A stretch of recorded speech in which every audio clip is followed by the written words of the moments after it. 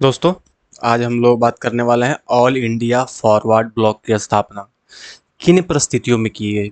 आखिर क्या वजह था जिसकी वजह से नेताजी सुभाष चंद्र बोस को कांग्रेस त्यागनी पड़ी और एक अपना अलग दल बनाना पड़ा, जिसे ऑल इंडिया फॉरवर्ड ब्लॉक के नाम से हम जानते हैं।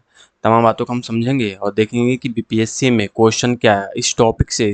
इससे पहले कभी क्वेश्चन बना है कि नहीं बना है, और बीपीएससी टीआरई 4.0 में यहाँ से क्वेश्चन बनने की क्या संभावनाएं हैं, इस सारी बातों को हम समझेंगे। चलिए हम वीडियो कैसे स्टार्ट करते हैं। और इससे पहले आपको बता दूं कि अगर आप लोग टीआरई 4.0 की तैयारी कर रहे हैं तो मेरे चैनल को सब्सक्राइब कर लीजिए, वीडियो को लाइक कीजिए और कंटिन्यू हमारे चैनल से बने रहिए, वीडियो देखते रहिए, क्योंकि मेरा टारगेट है कि आप लोगों को यहाँ से सफलता दिलाना है।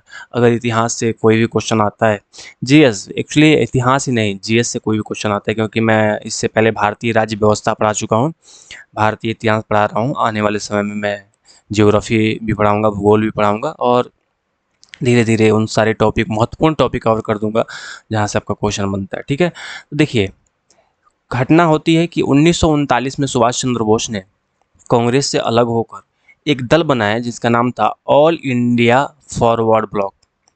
All India forward block. ये कांग्रेस ने अपना एक कांग्रेस का ऑल इंडिया फॉरवर्ड ब्लॉक, ये कांग्रेस का अपना कांग्रेस की नीतियों में और गतिविधियों में द्वंद्वता के कारण नेताजी सुभाष चंद्र बोस ने नेताजी सुभाष चंद्र बोस ने एक दल बनाया जिसको नाम था ऑल इंडिया फॉरवर्ड ब्लॉक, जिसको कहते हैं कि यह दल 1939 में अस्तित्व में आया। आखिर क्या गतिरोध था, ये बात को समझना। देखो, मैं आप लोगों को पहले ही कांग्रेस का अधिवेशन में पढ़ा रहा था, तो उस टाइम बताया था कि त्रिपुरी संकट के बारे में बताया था। कौन सा संकट? त्रिपुरी संकट, इसको कहते हैं त्रिपुरी संकट। आखिर त्रिपुरी संकट क्या था? त्रिपुरी संकट में मामला यह था कि एक तरफ गांधी के समर्थक बैठे थे और दूसरी तरफ सुभाष के समर्थक, नेताजी के समर्थक। और इनका कहना था कि नेताजी यहाँ का कांग्रेस का नेताजी अध्यक्ष बने, लेकिन महात्मा गांधी पट्टाभी सीतारामैया को क्या चाहते थे कि पट्टाभी सीतारामैया यहाँ की 1938 का कांग्रेस अधिवेशन की अध्यक्षता करें, अध्यक्ष इनको घोषित किया जाए। क्योंकि 1937 के भी अध्यक्ष कौन थे? नेताजी सुभाष चंद्र बोस थे। और 1938 में भी इन्हीं को, पूरा लोगों का मानना था कि इन्हीं को यहाँ पे नेता चुना जाए कांग्रेस अधिवेशन में। लेकिन गांधी जी पुरजोर विरोध करते कि नहीं, सुभाष चंद्र बोस को यहाँ का नेता नहीं बनाया जाएगा, इस बार अधिवेशन में पट्टाभी सीतारामैया को नेता चुना जाए। लेकिन मतभेद होने के कारण वोटिंग और वोटिंग में मैं आपको बता दूं कि सुभाष चंद्र बोस अच्छे से जीते। सुभाष चंद्र बोस की इतनी फैन फॉलोइंग थी उस टाइम कि गांधी की फैन फॉलोइंग भी पीछे रह गई। सुभाष चंद्र बोस की इतनी फैन फॉलोइंग थी उस टाइम कि गांधी की फैन फॉलोइंग पीछे रह गई और नेताजी चुनाव जीत गए। लेकिन जब नेताजी चुनाव जीत गए 1939 में नेताजी चुनाव जीत गए, लेकिन जो गांधी के समर्थक थे इन पे इतना प्रेशर बनाया, क्योंकि उन्होंने कांग्रेस की सदस्यता त्यागने लगे। उन्होंने क्या किया, गांधी के समर्थकों ने क्या किया कि महात्मा गांधी के पक्ष में पट्टाभी सीतारामैया के पक्ष में आकर कांग्रेस की सदस्यता त्यागी, कांग्रेस की मीटिंग अटेंड करना छोड़ दिए। सब देखते हुए सुभाष चंद्र बोस बहुत ही व्याकुल हुए। उनको लगा कि क्या मतलब, मेरे अध्यक्षता से क्या मतलब कि कांग्रेस में ही फूट पड़ रही है और कांग्रेस दो भागों में बट रहा है। इसी कारण से उन्होंने अपने जो पद था वो पद से इस्तीफा दे दिया। सुभाष चंद्र बोस ने पद से इस्तीफा दे दिए, कहा कि नहीं, अब मुझे ऐसा पद नहीं चाहिए जो कांग्रेस में विभाजन ला दे। और उन्होंने इस सबसे तंग होकर, देखो ये 1938-39 की बात है, और इस सबसे तंग होकर नेताजी ने क्या किया, एक फॉरवर्ड ब्लॉक की स्थापना की। ताकि फॉरवर्ड ब्लॉक की स्थापना कब की, ध्यान रखना, फॉरवर्ड ब्लॉक की स्थापना नेताजी ने 3 मई 1939 को की। 3 मई 1939 को नेताजी ने फॉरवर्ड ब्लॉक की स्थापना, जिसको आ गया ऑल इंडिया फॉरवर्ड ब्लॉक। ठीक है, इतना कहानी आप लोगों को क्लियर हो गया। क्या माजरा क्या था, मामला क्या था? देखो, नेताजी का अलग ही विचारधारा था। नेताजी की जो नेतृत्व शैली था, नेताजी का राजनीतिक जो बातें थी, देखो एक तरफ कांग्रेस की विचारधारा बहुत शांत तरीका से, कांग्रेस शांत तरीका से अहिंसा के शांत तरीका से, अहिंसा के माध्यम से, कांग्रेस क्या शांत तरीके से अहिंसा के माध्यम से अपने अधिकार मांगते थे, अहिंसा के माध्यम से अधिकार। लेकिन नेताजी ने क्रांति की विचारधारा, इनके यहाँ क्रांति की विचारधारा थी नेताजी का, ये कांग्रेस मानता था, लेकिन नेताजी क्रांति की विचारधारा, ये पूर्ण स्वराज की बात करते हैं। नेताजी कहते थे कि तुम लोग अभी छोड़ के भारत जाओ, भारत छोड़ो अभी जाओ, क्योंकि पूर्ण स्वतंत्रता की बात करते थे। जैसे ही 1939 में, हमारे देश में जब 1939 में जैसे विश्व युद्ध की शुरुआत होती है, तो विश्व युद्ध जो सेकेंड वर्ल्ड वार होता है, जो विश्व युद्ध होता है, जो सेकेंड वर्ल्ड वार होता है, इस वार में सुभाष चंद्र बोस चाहते थे कि हम जापान और जर्मनी के सहयोग से इन अंग्रेजों को, इन फिरंगियों को खदेड़ दें यहाँ से, लेकिन इसके पक्ष में कांग्रेस नहीं था। इन्हीं सब बातों को लेकर, इन सब विचारधाराओं को लेकर कांग्रेस में और सुभाष चंद्र बोस में फूट पड़ी, और उसके बाद से त्रिपुरी संकट हुआ, और फिर उन्होंने एक अपना दल बनाया, और फिर उन्होंने अपने दल के माध्यम से, फॉरवर्ड ब्लॉक के माध्यम से इन्होंने काम स्टार्ट किया। कहा कि नहीं, अब तुम्हारे मन से नहीं, हम फॉरवर्ड ब्लॉक के माध्यम से, और देखते देखते लाखों युवा इसमें शामिल हो गए, फॉरवर्ड ब्लॉक में शामिल हो गए। जो ऑल इंडिया फॉरवर्ड ब्लॉक था, लाखों युवा इसमें शामिल हो गए, और इन्होंने स्पष्ट कहा कि मुझे डोमिनियन स्टेटस नहीं चाहिए, मुझे पूर्ण राज्य चाहिए। जो भारत है ना, तो मुझे संपूर्ण भारत चाहिए। डोमिनियन का मतलब होता है कि ब्रिटेन के अधीन रहकर शासन, ब्रिटिशर्स के अधीन रहकर, अंग्रेजों के अधीन रहकर यहाँ पर भारतीय शासन करेंगे। सुभाष चंद्र बोस जी का कहना था, नेताजी का कहना था कि बिल्कुल नहीं, हमको ऐसा शासन नहीं चाहिए, तुम लोग यहाँ से छोड़ के जाओ, अब शासन हम खुद करेंगे। पूर्ण स्वराज की उन्होंने मांग की थी। उन्होंने हमारे देश के जो गरीब गुरबा सामाजिक ढांचा था, जो जमींदारी शोषण था, इस सबका उन्मूलन चाहते थे, जमींदारी उन्मूलन, क्योंकि उन्होंने किसानों के हित में बात की। उन्होंने कहा कि नहीं, हमारे देश के गरीब मजदूरों के हित में बात की, सबके हित में बात करते थे, लेकिन उनका विचारधारा क्या था? क्रांतिकारी विचारधारा था। उनका विचारधारा गर्मपंथियों की विचारधारा से कुछ ज़्यादा ही तीखा उनका विचारधारा था।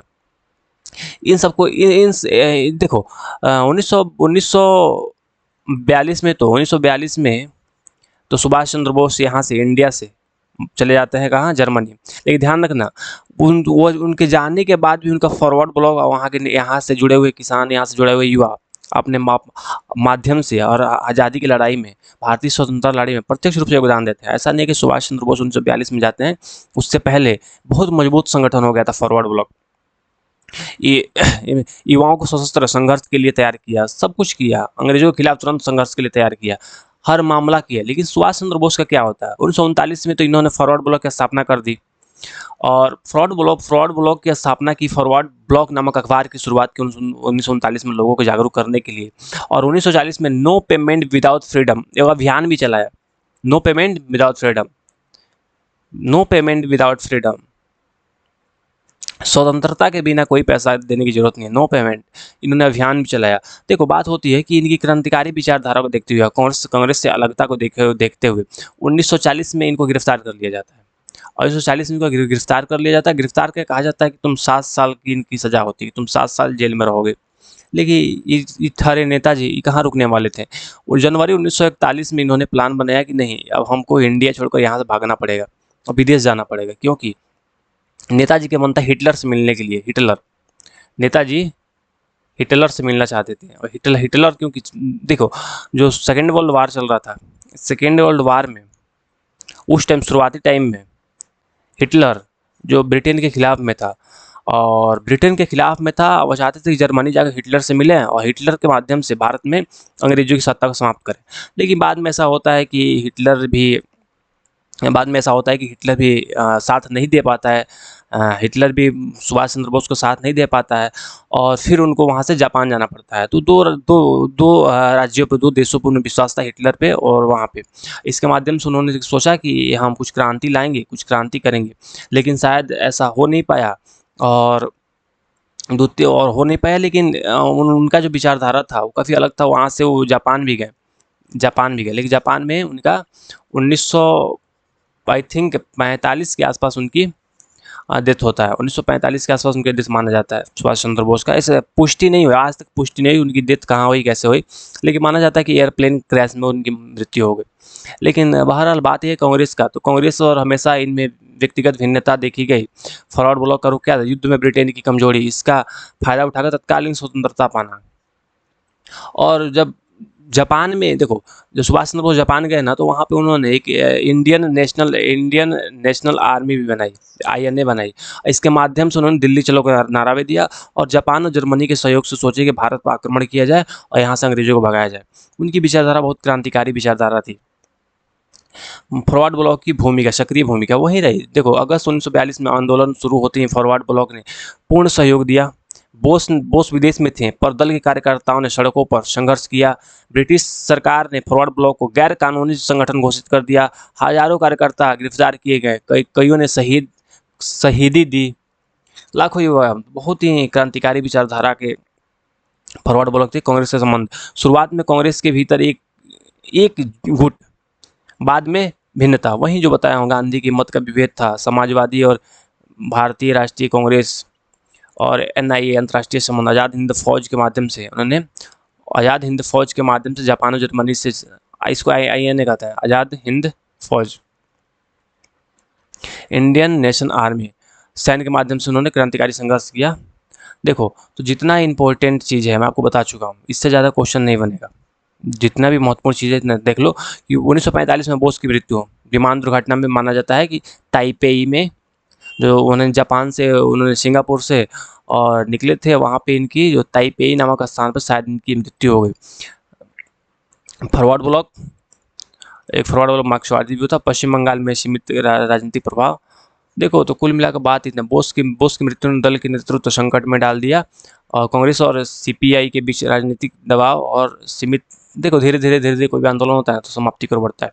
क्वेश्चन देखो, BPSC में क्वेश्चन कैसे बनता है। स्थापना, फॉरवर्ड ब्लॉक की स्थापना कब हुई थी? तो 3 मई 1939 को कोलकाता में हुआ था, सुभाष चंद्र बोस ने किया था। त्रिपुरी अधिवेशन कब हुआ? 1939 में हुआ। बोस ने पट्टाभी को हराया और अध्यक्ष पद से त्यागपत्र भी दे दिया। मुख्य नारा क्या था? चलो दिल्ली चलो, चलो दिल्ली चलो, जय हिंद। ये नारा था किसका? तो ऑल इंडिया फॉरवर्ड ब्लॉक का नारा था। और आज़ाद हिंद फौज, बोस की मृत्यु हुई 18 अगस्त 1945, मृत्यु हो गई। अगर आप इतना क्वेश्चन कवर कर लेते हो तो मुझे नहीं लगता इससे ज़्यादा क्वेश्चन बनेगा। ठीक है, तो जितनी मुख्य बातें मैं आपको बता चुका हूँ। वीडियो अच्छा लग रहा हो वीडियो को लाइक कीजिए, चैनल को सब्सक्राइब कीजिए, दोस्तों में शेयर कीजिए। और हम लोग फिर मिलेंगे नेक्स्ट वीडियो में। लेकिन इससे पहले बता दूं कि अगर आप BPSC का TRE 4 तैयारी आप कर रहे हैं तो आपको मेरे साथ जुड़ जाना चाहिए और तैयारी को और पुष्ट करना चाहिए। मिलता है नेक्स्ट वीडियो में। बहुत बहुत धन्यवाद।